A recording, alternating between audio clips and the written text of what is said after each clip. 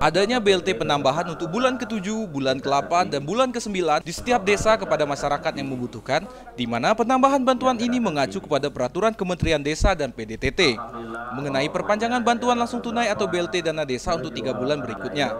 Hari Senin 21 Desember 2020, Desa Tik Tebing melaksanakan kegiatan pembagian BLT penambahan. Kegiatan berlangsung di Balai Desa Tik Tebing yang digelar pada pukul 9 pagi waktu Indonesia bagian Barat. Pada kegiatan kali ini turut hadir Kepala Desa Tik Tebing, Camat Lebong Atas, Pendamping Desa, Babinsa, Babin Kantipnas, perangkat desa beserta masyarakat yang menerima bantuan.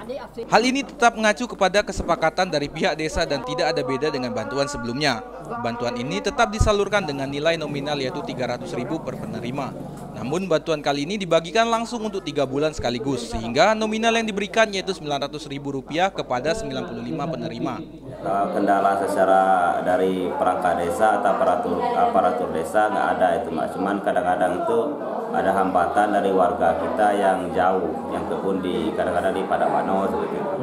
Kadang-kadang nunggunya sampai jam 5, jam 6 lah.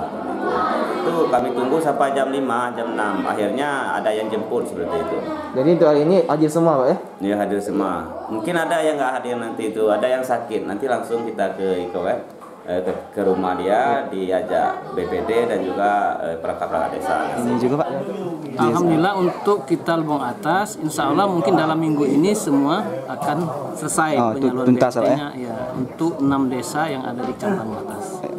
Perlu diketahui, terjadi pengurangan penerima pada tahap ini. Pasalnya, terdapat 1 warga penerima yang pindah domisili.